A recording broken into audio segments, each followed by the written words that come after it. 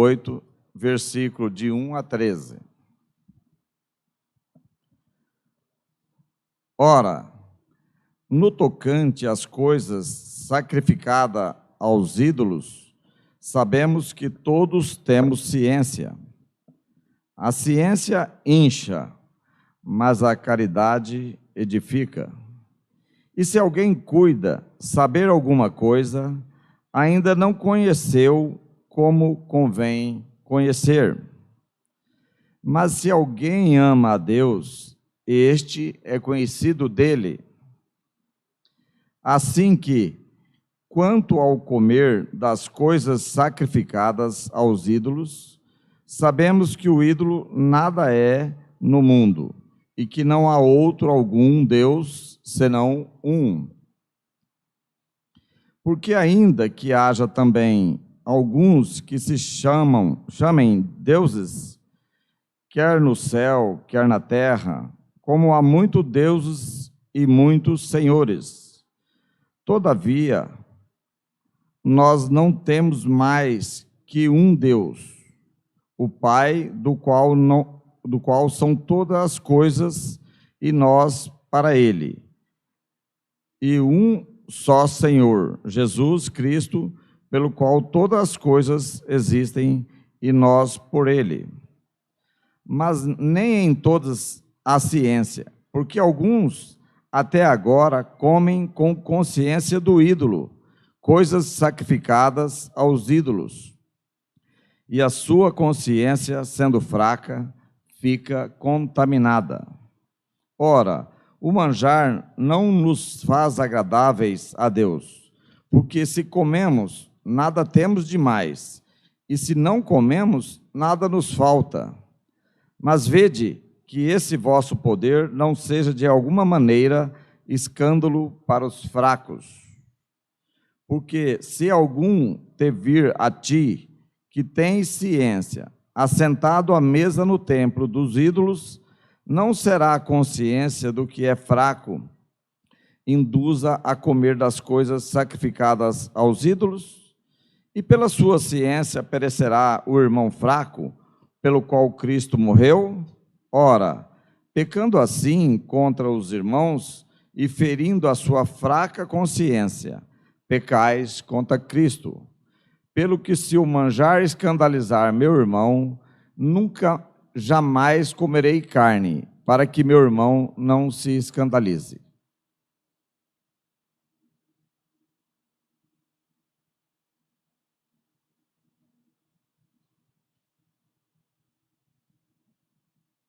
Bom dia, irmãos.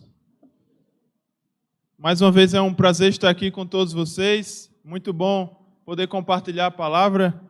Nesse texto de 1 Coríntios, capítulo 8, nós temos algumas coisas muito interessantes para estudar e para comentar. Mas antes disso, eu gostaria de orar com vocês. Pai, nós estamos diante do Senhor com o coração aberto, com a nossa mente e a nossa alma totalmente voltada ao Senhor. Que o Senhor possa nos guiar, Pai, até a Tua vontade. Que diante desse texto, dessa palavra que ouvimos da Sua boca, o Senhor possa nos edificar e possa nos fazer, Pai, melhor do que ontem. Que o Senhor nos abençoe, que o Senhor nos ajude e sempre guie a nossa vida através da Sua verdade. Em nome de Cristo, nosso Senhor, que nós te oramos e te agradecemos. Amém. Irmãos, a carta de Corinto, como alguns sabem, é uma carta de respostas. Os coríntios haviam enviado uma carta para fazer perguntas a Paulo, e algumas das respostas são dadas nessa carta de 1 Coríntios.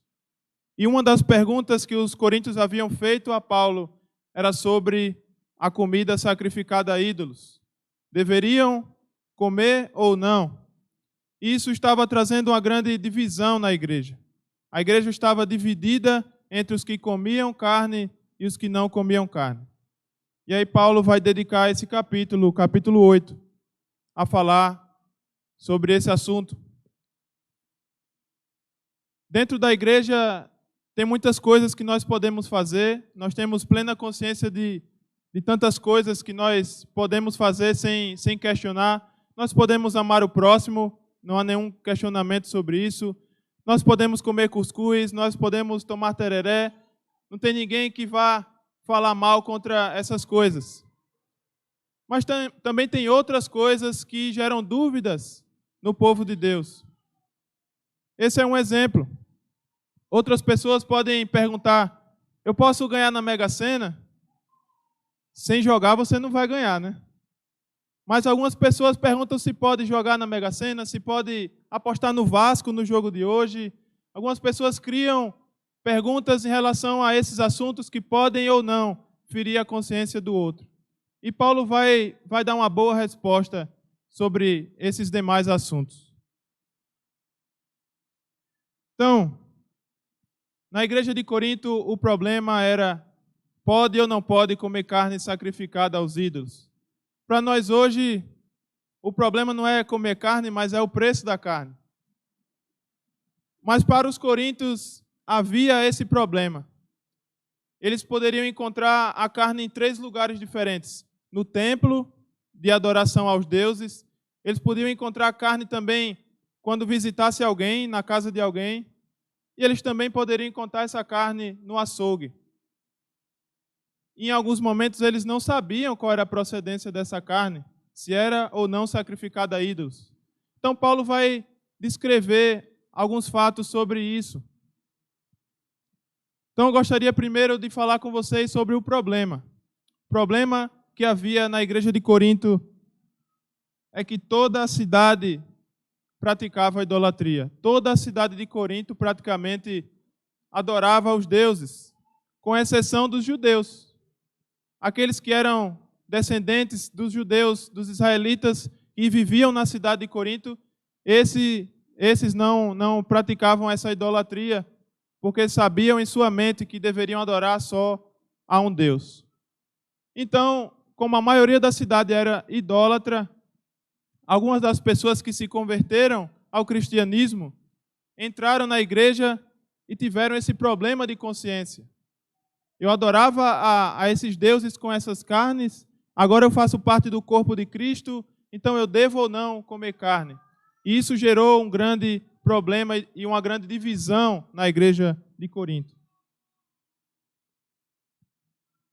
Então, diante do capítulo 8, se cria 2 grupos. O primeiro grupo, os chamados cristãos fortes ou de consciência forte, e os cristãos de consciência fraca, ou os cristãos fracos. Aqui Paulo não está fazendo 2 categorias de cristãos, um fraco e um forte, no sentido de um é melhor do que o outro. O fato aqui é que alguns estavam começando a se dividir pelo fato de comer carne.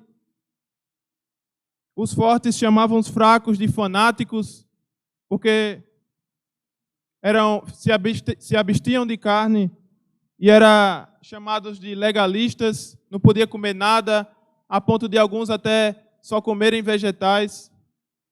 E os de consciência fraca chamavam aqueles de consciência forte de mundanos, porque estavam comendo comidas que provinham da libertinagem. Então, estavam se xingando, estavam chamando um ao outro de coisas que não deveriam e criando uma grande divisão, uma grande rachadura na igreja de Corinto.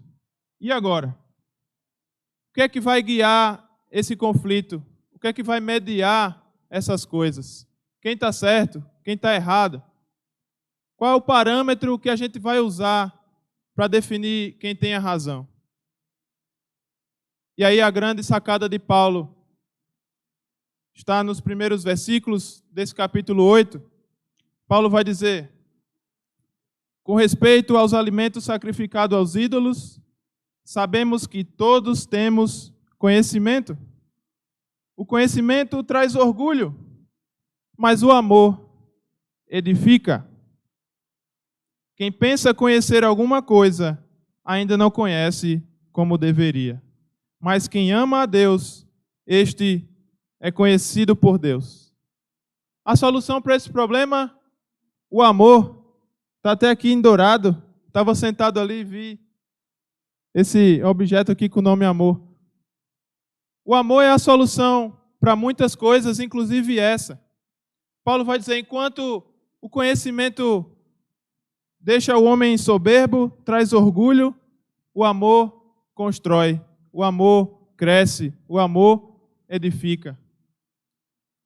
Então, Paulo não está dizendo que só o amor basta, que o conhecimento é inútil,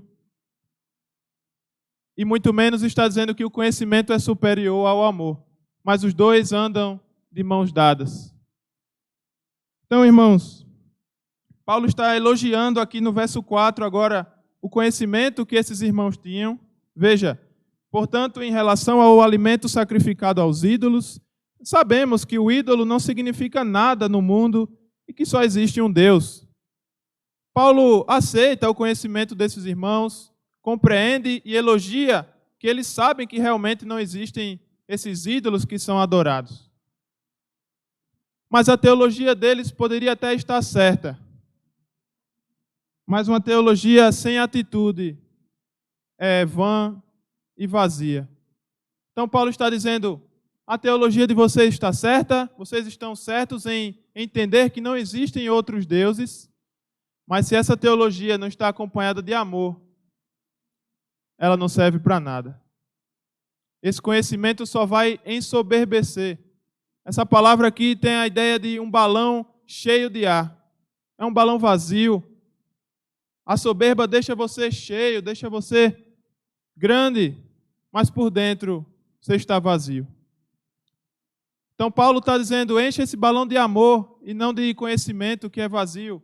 Conhecimento sem amor gera orgulho, gera soberba. E algo que me chama a atenção aqui no verso 3, olha o que Paulo vai dizer. Mas quem ama a Deus, este é conhecido por Deus. Não importa se o nosso conhecimento vai nos levar a conhecer a Deus, mas o importante é que Ele nos conhece. O verso 3 diz, quem ama, Deus o conhece. Aquele que ama é conhecido por Deus. Então veja, o primeiro lugar não é conhecer a Deus, mas ser conhecido por Ele. E o ser conhecido por Ele precisa do amor. Sem amor, não seremos conhecidos pelo Pai. Se a gente parar um pouco para pensar, esse amor é traduzido na pessoa de Jesus Cristo. Jesus Cristo é o amor em pessoa. É aquele que, mesmo sendo Deus, não considerou que o ser igual a Deus era algo que deveria apegar-se. Todo o conhecimento estava em Jesus. Ele é o próprio Deus em forma humana. E o que foi que Jesus fez? Mostrou seu conhecimento? Sim, algumas vezes. Mas todo o conhecimento que Jesus mostrava, Ele mostrava com amor. O amor sempre fez parte da vida de Jesus Cristo, principalmente na cruz do Calvário. E é por isso que estamos aqui hoje, não é verdade? Celebrando a vitória dele sobre a morte através de um ato de amor. Jesus é o amor em pessoa. E Paulo está dizendo, não somos uma ilha, não vivemos ilhados, vivemos em comunidade, vivemos uns com os outros. Então eu preciso amar você e você precisa me amar. Então, ter conhecimento, ok, é necessário ter conhecimento. Sem conhecimento, como vamos conhecer o Pai? Mas sem o amor, não seremos conhecidos por Ele. Então, irmãos, nossas opiniões, nossos pensamentos, nossas ideias particulares não são superiores ao amor. O amor vem em primeiro lugar.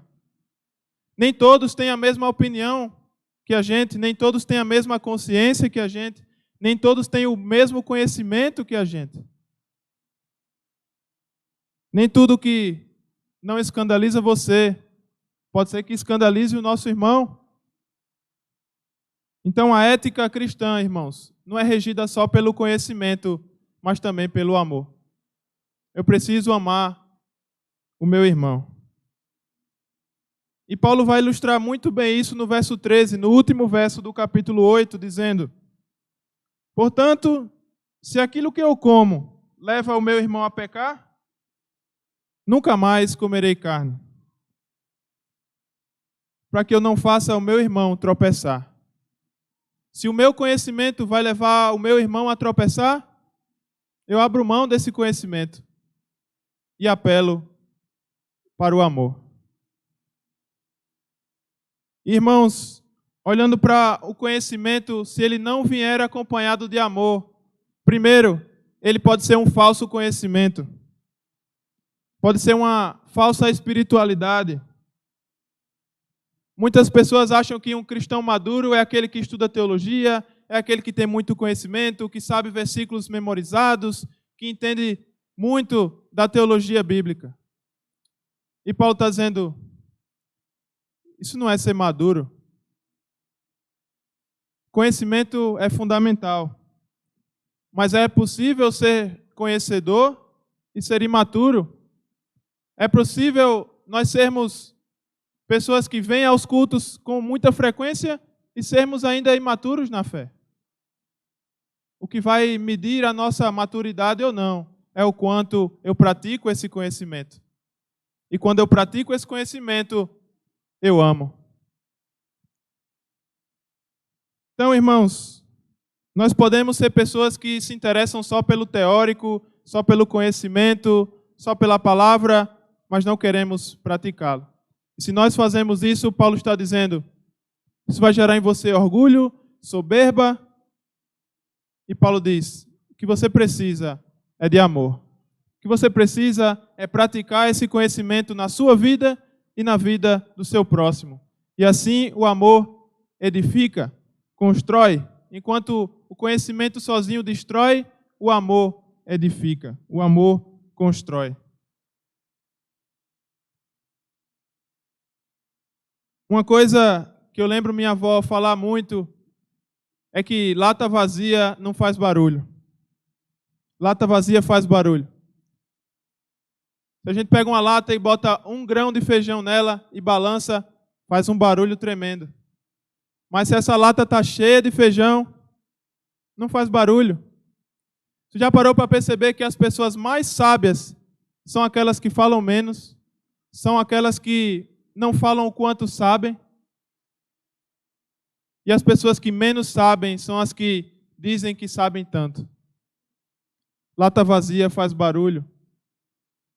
Outra coisa que eu aprendi com minha avó é que quando ela plantava milho lá na Paraíba, na época do São João, a gente ia colher aqueles milhos para fazer diversas comidas com o milho. Cuscuz, pamonha, canjica, que aqui é um pouco diferente, eu sei disso. Mas tinha uma época que quando dava chuva, no mês de junho, e a gente ia colher aqueles milhos com a minha avó, as espigas de milho os pés de milho mais carregados, eles se curvavam com o peso do milho. E aqueles pés de milho que não tinha espiga nenhuma, ficavam retos, ficavam altos, mas não se curvavam. O que eu quero dizer é que a sabedoria, irmãos, é muito mais importante que o conhecimento. O que eu quero dizer é que, enquanto o conhecimento se orgulha do quanto sabe, a sabedoria se humilha por não saber tanto. Então, precisamos nos curvar diante de Deus, porque ninguém na terra pode chegar e se apresentar diante de Deus e dizer, eu sou o conhecedor, eu sou sábio. Diante daquele que sabe todas as coisas, não sabemos absolutamente nada. É uma lata com feijão dentro. Então, irmãos, eu gostaria de concluir pensando na pessoa de Jesus Cristo. No verso 11 ele vai dizer, assim, esse irmão fraco, de consciência fraca, por quem Cristo morreu, ele é destruído por causa do conhecimento do irmão forte. o conhecimento pode destruir alguém. O somente conhecer pode levar outra pessoa ao pecado, e esse pecado contra Cristo. Paulo está dizendo, Cristo morreu por todos nós. Cristo morreu para esses irmãos que eram chamados de fortes, Cristo morreu pelos irmãos que eram chamados de fracos, mas não devemos usar o que nós conhecemos da palavra como pedra de tropeço para o nosso irmão. Pelo contrário, devemos usar essa palavra para amar o nosso irmão, para cuidar do nosso irmão. Vivemos num só corpo, onde o cabeça é Cristo. E no verso 12 ele vai dizer algo muito pesado, algo muito difícil de engolir. Quando você peca contra seus irmãos dessa maneira, ferindo a consciência fraca deles, você peca contra Cristo. E eu tenho certeza que ninguém aqui quer carregar esse pecado nas costas, pecar contra Cristo. É algo muito pesado. Para evitar isso, a solução é o amor. É usar o conhecimento para amar o outro irmão. Não para se ensoberbecer, não para se orgulhar, mas para amar o próximo. O amor edifica e o conhecimento destrói. Gostaria de ler com vocês Coríntios capítulo 13. 1 Coríntios capítulo 13.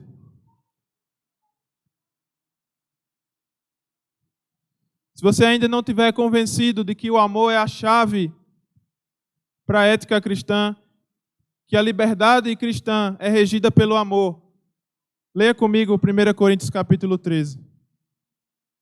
O verso 1 vai dizer: ainda que eu fale a língua dos homens e dos anjos, se eu não tiver amor, serei como o sino que ressoa, ou como o prato que retine. Ainda que eu tenha o dom de profecia e saiba todos os mistérios e todo o conhecimento, e tenha uma fé capaz de mover montanhas, se não tiver amor, nada serei. Ainda que eu dê aos pobres tudo o que possuo e entregue o meu corpo para ser queimado, se não tiver amor, nada disso me valerá. O amor é paciente, o amor é bondoso. Não inveja, não se vangloria, não se orgulha, não maltrata, não procura seus interesses, não se ira facilmente, não guarda rancor. O amor não se alegra com a injustiça, mas se alegra com a verdade. Esse amor tudo sofre, tudo crê, tudo espera e tudo suporta. Meu desejo, irmãos, para cada um de nós, é que esse amor possa sustentar a igreja. Que esse amor possa sustentar a minha e a sua vida. E que o conhecimento possa ser adquirido cada vez mais com frequência e com muita vontade. Mas lembre-se, o conhecimento pode levar você ao orgulho, mas o amor sempre a edificar o irmão. Oremos. Santo e amado Senhor Jesus Cristo, nós te agradecemos, Senhor, pelo teu Espírito que habita na igreja. Nós te agradecemos, Senhor, porque esse Espírito nos guia e nos faz amar uns aos outros. Senhor, como cabeça dessa igreja, nós te agradecemos, porque somos um corpo formado por diferentes membros. Pai, nós reconhecemos que há muitos que são mais maduros do que os outros, há muitos que conhecem mais do que os outros, há muitos que estão na caminhada há mais tempo que os outros. Mas te pedimos, Senhor, que o amor possa reinar em nosso meio, que o amor possa nos reger, que o sacrifício pelo outro possa dominar os nossos corações. Que não usemos o nosso direito de comer ou beber o que quisermos para fazer isso de pedra de tropeço para o outro irmão. Que o amor venha em primeiro lugar. Senhor, nós te agradecemos imensamente por Jesus Cristo ter nos amado primeiro. E naquela cruz ter convertido todo o conhecimento infinito que Ele tem em um ato tão glorioso e tão salvador para a nossa vida. Que nós possamos continuar, Pai, crescendo em verdade e em amor. E é em nome de Cristo que também te agradecemos, te pedimos, Pai, que o Senhor nos abençoe durante essa semana. Que possamos nos alimentar da tua sabedoria e do teu amor. Amém. Boa semana, irmãos.